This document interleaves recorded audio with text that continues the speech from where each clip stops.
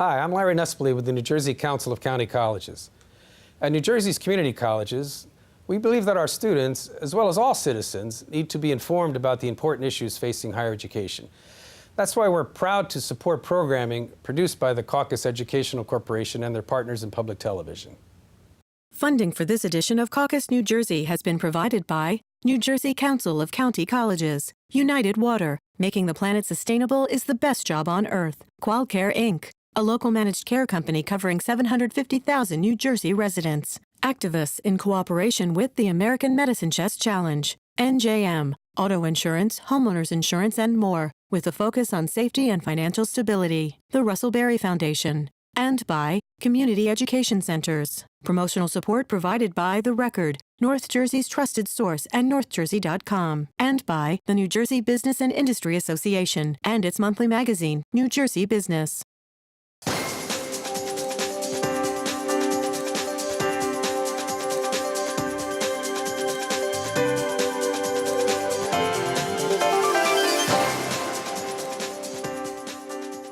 Welcome to Caucus, New Jersey. I'm Steve Adubato. Recently, New Jersey had the honor of hosting the 2014 USA Special Olympics Games. 3,500 athletes competed in 16 sports with the support of thousands. Joining me here in the studio to discuss the impact of the 2014 Games on New Jersey and the larger community, we have Barry Ostroswky, President and Chief Executive Officer of Barnabas Health, Ralph LaRossa, President and Chief Operating Officer of PSE&G, TJ Nelligan, Chairman and CEO of the 2014 Special Olympics USA Games, and finally, Nick Miceli, Market President, TD Bank. I got to tell you, these games, TJ, before we show some video and we talk about the impact of the games, what were the odds against New Jersey getting these USA Games, and describe why the USA Games were so significant? Well, the USA Games are significant, and everybody counts New Jersey out. That's why we're all got a bunch of Jersey guys here that put this thing together. But what were the games? The games were so inspiring, but it took so many people to put them on. You know, we changed the paradigm to go out and ask corporate America in our communities to be involved. We think we gave them great value, but they can speak to that.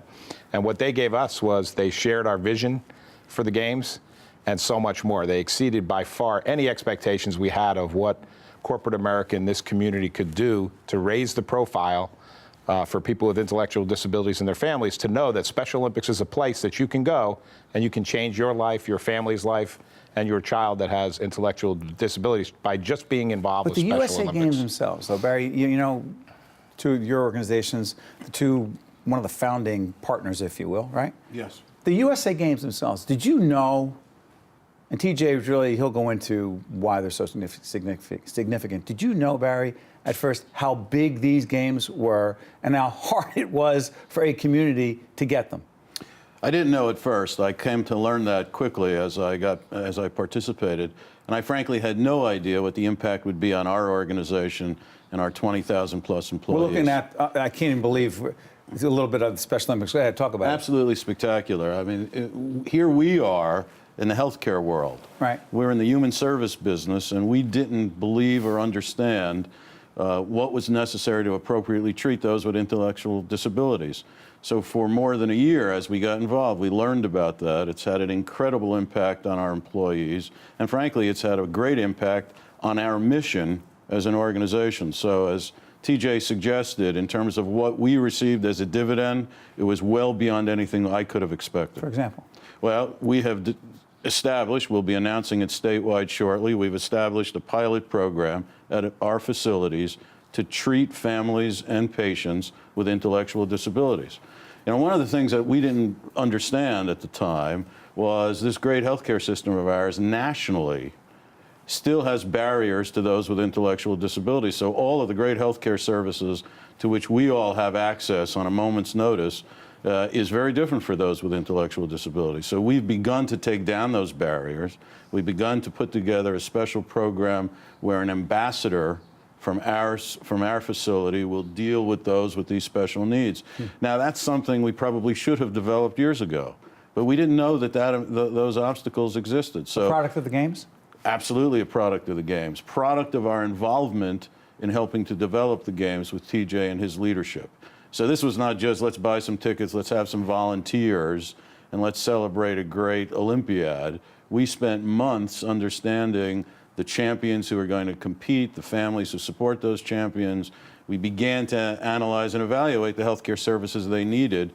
So this was an educational experience that I tell you touched the very mission and soul of our organization.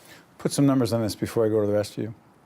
$120 million in revenue was brought in. How many 4,000 gold, silver, and bronze medals were awarded. 3,500 athletes from across the country participated. Now, Ralph, your friend and colleague, Barry Ostroswky, talks about the impact. 52 corporate sponsors. TD was involved, but you guys are involved, again, at a certain level. Life-changing for you? Yeah, I mean, for me personally, I've been involved with special needs children for quite some time. My sister-in-law has taught in the Bergen County school system in special needs for a long time, and my daughter has volunteered for the last 4 years with special needs children on every Sunday, where she teach kids to tennis. And she didn't know tennis, but she really taught the kids how to interact. And so when I saw her interact with friends that she had who happened to be, my daughter is 18. She's just started in school in University of Indiana, and you know, I saw her interact with those kids and the way that she felt and the way that they felt towards her, yeah, it was definitely life-changing. From a corporate perspective, I mean, full disclosure, I say this all the time, the three organizations are very supportive. TD, PSE&G, and Barnabas Health are huge supporters of public broadcasting, you know. And we're proud and pleased that you do that. But the commitment to Special Olympics is really special. Why this commitment and why at this level? Well, a couple things. First of all, you can't say no to TJ. Right? So He's a pretty good salesman. He's tough to say no to. Yeah, go ahead. But you know, as Barry said, it gets right back to the corporate culture of PSE&G. His from a healthcare standpoint, ours from an economic development, New Jersey standpoint, being proud. We had the Super Bowl here a few months back. That's right. Then we bring the Special Olympics here, and we get to show the pride of New Jersey, and we get to bring some economic development to the state. You talked to some of the numbers and how we brought some money in, but then our employees got to volunteer. And you know, when you start to see that and the volunteer, you know, basically their thought process as they go through this, it was just great to see. You know, everybody stepped up. They spent their own time, spent some company time, but they spent a lot of their own time as well. You couldn't go into a TD Bank without seeing the sign as you walked in, without the wristband for Special Olympics. Talk about it, Nick. That was a special point for us. You know, it's more than, as the rest of our guests have said, it's more than just a corporate event. For us, it's 365 days. You're right, you work in tour stores. We raise over $1 million a year selling these Special Olympic bracelets. And we sell them to our customers, to our fans, to our friends, to our employees. And it doesn't just stop there. We then adopt Special Olympic athletes and their families in each one of our stores. So we have 1,300 stores from Maine to Florida. Each one of them is adopting at least one athlete and their family, and they become part of the community of that store. They come to the team building meetings, they come to our staff meetings, they then become part of the fabric of who we are. They tell their story to our customers. It's part of the culture, it's part of who we are. You know, TJ, you've been with us so many times, but we started talking about the New Jersey piece of this, Special Olympics in New Jersey, right? First, for people who haven't seen you with us in the past, tell folks the personal connection you have with Sean, who I've known for, I guess, six years or so now, your son. Talk about Sean, talk about the New Jersey piece, and then talk about this huge leap from Special Olympics in New Jersey to the USA Games. Well, I got involved really through a fraternity brother of mine. He happened to be on the Special Olympics New Jersey board. I had lunch with him in New York City, and he told me about this organization after I told him the situation with Sean. And as Barry said... For those who don't know Sean, tell people how terrific he is. Well, Sean is now 24 years old. You know, there comes a day when you don't see the disabilities anymore, and you just realize we went down a different road. It's not a better road. It's not a worse road. You meet different people, and you get involved in things like this. I wouldn't be sitting here with these guys who helped us to bring, I think, the most inspirational event in the history of the state here to New Jersey. But we did it because, you know, it's a lifelong New Jersey thing when you're here. People don't understand that when they're from out of state. But this changed Sean's life. It changed his family's life. And how so? Well, I think that he got the opportunities that everybody else gets to participate in sports, to meet friends, to fit in the community, to have a job at a restaurant with a buddy of his from Special Olympics.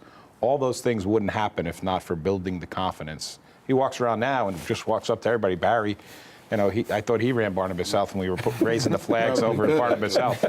I mean, he's like the mayor. He looks like he's running for office when he walks around, and it's a proud moment when you start to see what he can accomplish and not the things he couldn't do in the past.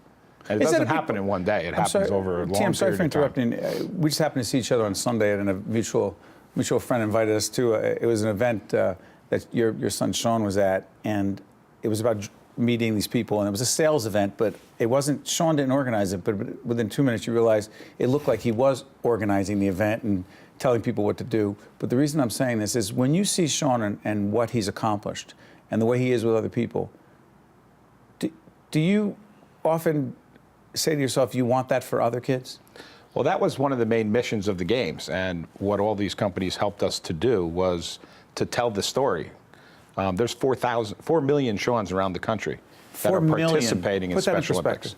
Well, there's 4 million participating in 170 countries. There's probably 50 million or more who should be participating. In New Jersey, we have 24,000 athletes, and there's probably 100 to 200,000 that should participate. But we don't have the money in the budget to go out and spend the money telling the story of Special Olympics. So these games gave us the opportunity, through all of our corporate relationships, to raise the profile and tell the stories.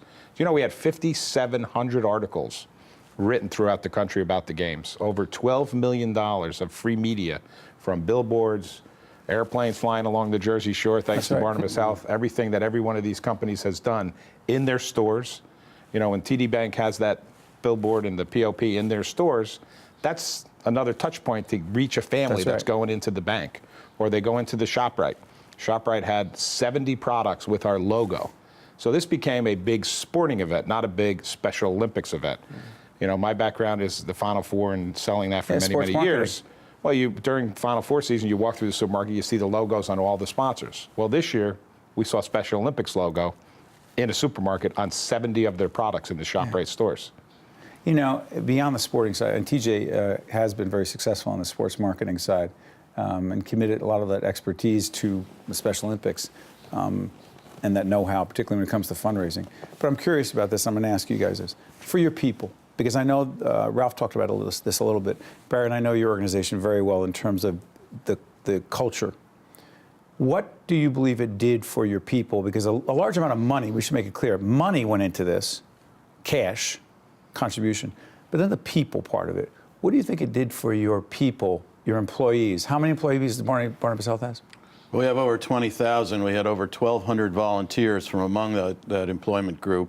And I'll tell you, I've been saying this since we began. I've never seen anything galvanize the spirit of our employees like participation in the Special Olympics. What'd they do? It was unbelievable. Describe what they really did. So the planning of it was terrific. We had committees, and we met, and we talked about how we were going to interact with the games, and we recruited the volunteers, and then of course our volunteers did everything from staffing particular venues to bestowing medals to frankly volunteering for any need that the games had. The spirit was palpable.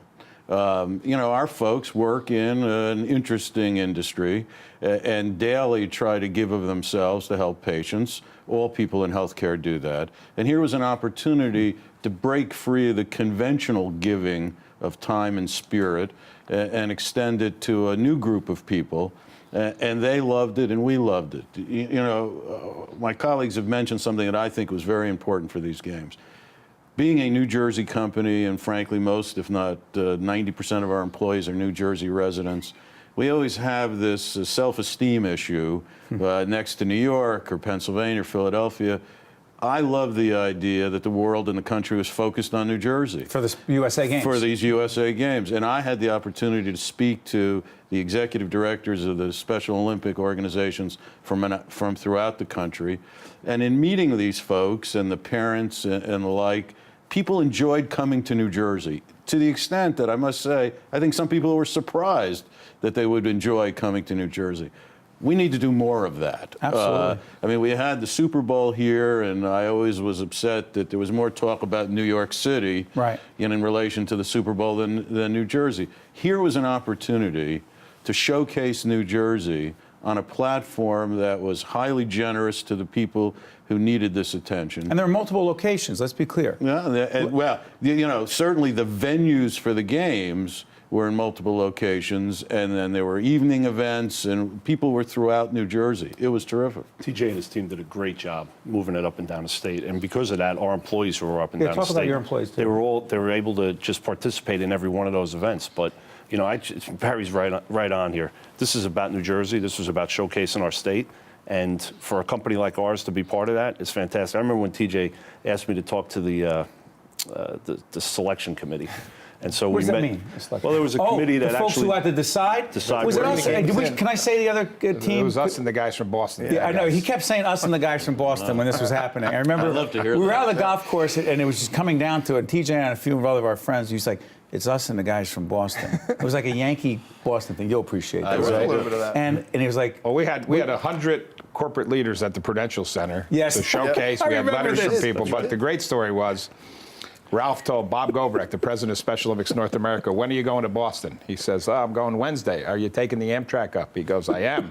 He goes, I control the electric. You never get there. And he said, why do these guys from Jersey play hardball so much? It's unbelievable. You see, I like. Ralph, I don't know if he wanted that to be out on PBS. that's but okay. it's out That's here. good. That's quite okay. So what was, other than that, other than the Yeah, we Amtrak got pitch, it. what was the We pitch? got it. No, well, you know, the pitch was we're not what you see on TV, and we're not the way we're portrayed. And we were able to, and I think, you know, at the end of the day, we were actually able to show that to everyone. And it went off so smooth. I mean, that day we had traffic, the opening ceremonies, we had some traffic. Our police departments came through. They opened up the roads for everybody. We made sure it was a Saturday in the summer, and there was people coming up and down the turnpike and the parkway. We none of that stopped us from providing a good games for the participants. And really, it just showcased what New Jersey's all Big about. volunteerism on your end. Yeah, you know, our employees did, again, everything the same as Barry did, and it just brought the pride out because, you know, we're sort of behind the scenes, get beat up a little bit, the lights go out, the houses are cold, but, you know, this was an opportunity for us to showcase some of the other things that we can bring to the table. Just going back to the last point, I think my favorite part was when we took Bob on that boat trip around Manhattan. This is the guy from the selection committee. And so we said, okay, we're getting on this boat and we're going to take a tour around Manhattan, and we're not coming back until you say yes. Guys, hold on, wait a minute. Guys, I don't know if this is good. We are seeing in New Jersey warmth. Hold on. We are seeing in charisma. multiple states in this area. I don't know if this is good. What am I doing with this with my hands? Go ahead. So you're around New York, Manhattan. Took a trip around Island. Manhattan. We took on a boat trip and we said we're not coming back until In they the say harbor. yes. Go ahead. In the harbor. No, Treacherous waters. Treacherous waters. It was raining out. And you're pitching the guy, and you're saying Jersey is the best. Jersey's the best place. And he understood. He did. Did you make him an offer? No. Never mind. I'm not going to go there. The rest of it we should T, real quick, give me the locations. We were mainly in Mercer County area, but the Mercer County Park, TC&J. TCNJ, Princeton University, College in New Jersey, Ryder. Opening ceremonies were at the Prudential Center. The Devils gave us the arena for free. What was that like, the opening It ceremony? was tremendous. I mean, we had 20,000 people in there. 20,000? The athletes, their families, and Where all did the they partners come were there. from, the athletes? Give perspective. We're showing video, but They're coming from all 50 states around the country. All 50 states? All 50 states. We had over 3,500 athletes. But one of the really cool things that happened during the week leading up to the games was, in tribute to our athletes, we had the Empire State Building lit in our colors on Sunday night. There at it the is, right opening. there, the picture. So wait, New York was involved. We had the honor of ringing the NASDAQ closing bell with athletes from Connecticut and New York and New Jersey. So New York paid We tribute had- to us. Exactly. And to the games. And I think it shows you that once everybody understood how big these games were, the Empire State Building said, we have to do this. This is a big deal. But New and Jersey I think got to the the athletes, attention. though, the athletes said, wow, this is pretty cool that we're being put on a pedestal and treated like true champions that they were. Let's talk about how we move forward. Now, the games happen. The economic benefit is there. A lot of attention. TJ just scratched the surface because our friends and partners over at Fox did a great job. They were big on Yeah, we had promoting over this. $12 million of free media. They ran our 30-second promotional spot 5,000 times, and they did over 100 profiles of athletes around the country in their 30 owned TV markets. And I would which be is amazing. remiss if I did not mention the fact that our colleagues and partners over at NJTV every night Every night we're there. did a story on the news, and we're very proud of that fact as well, because they were media partners as well, as were we. And so the other piece is this. I keep asking myself, okay, great success. You guys got them to come in, big corporate support. What happens now to the New Jersey? There's a New Jersey team. There's a Special Olympics team, right? What happens to that team? Yeah, well, our goal is that over the next couple of years that the profile was raised to tell the story of how Special Olympics can transform lives, that families that need help, that want to see their child become what Sean is today versus what he was 15 years ago, have a place. And they have a place to go, and it's supported by everybody in the state. And we hope there's thousands and thousands of families that are positively affected by this. And that wouldn't have happened without all of the corporate support from these gentlemen here and others that aren't here today. It was really amazing effort of everybody in this state that stepped up, and over 10,000 volunteers that ran the venues and managed the venues and took care of the athletes. It was really amazing. So Barry, is that, when you talked before about the initiative that you're starting, the Ambassador Initiative at Barnabas Health, is that your way, the organization's way of saying we're not done? Well, we're clearly not done, so that's one of the ways. I think our employees will stay active with Special Olympics for many years to come, and we're working on that now. We have an audacious goal, though, related to this. As I mentioned earlier, we came to learn that these barriers of treatment for those with intellectual disabilities exist. Turns out that the medical school curriculum does not teach anything about that. Why, I don't know, but clearly this is a group of people that need to have medical education change. So we have started an organization within our organization, a group to study how the medical school curriculum, we are teaching institutions, how that curriculum can be altered and modified in order to train new clinicians who will have sensitivity to those with intellectual disability. And the audacious goal is, why not make New Jersey the destination for health care and healthcare education for those with intellectual disability? We have the science, we do research, all these secrets that people don't know about in terms of New Jersey. Let's expand it to be the place where people and families, internationally and otherwise, come to have health care that is designed for those with intellectual disabilities. Not something we can do overnight for sure, but all of this I see as an extension of our involvement with the Special Olympics 2014 Games. And that would be, in my view, for us, that would be a durable legacy to our involvement in the Games. And also takes advantage of the unique position that Barnabas Health has in the healthcare community. Well, you know, we are late to this as a corporation. My colleagues here manage and run organizations that have long been commitment to the community needs. They're really role models on how you have to give back to the communities. We're now starting to get big enough. We're certainly inclined in that regard. So to me, to be able to make that kind of contribution in our field, I think that's the kind of thing we'd like to attain. So this is going to be, for us, a very important initiative going forward over a number of years with other partners to try to develop New Jersey as the focal point for training and offering services to those with intellectual disabilities. Huge. What else can we do? So Keep it going. I think, you know, we've talked a lot about New Jersey. We joked a little bit about New Jersey, but what we really can do and really do for TJ, for his legacy and the work that he's done here, is to continue to talk about what happened here in New Jersey with some of our colleagues outside of the state. So we're all in industries and businesses where we interact with, in our case, utilities in other states.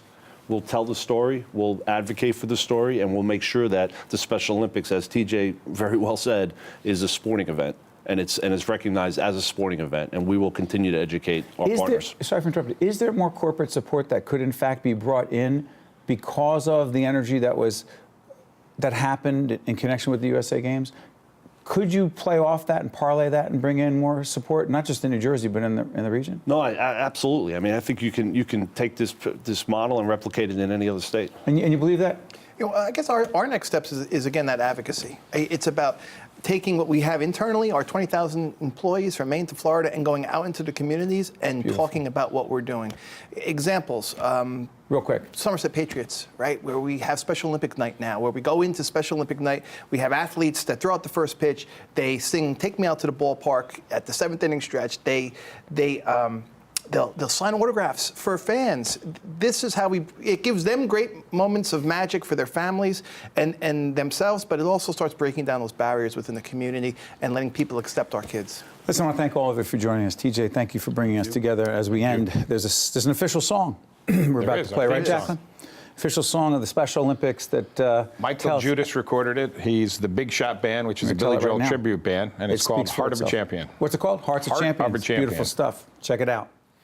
Heart of a champion, mark of a winner, courage to reach another mile.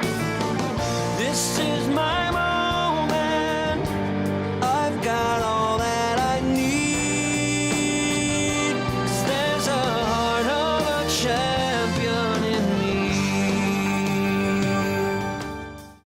The preceding program has been a production of the Caucus Educational Corporation, celebrating over 25 years of broadcast excellence, and 13 for WNET, NJTV, and WHYY.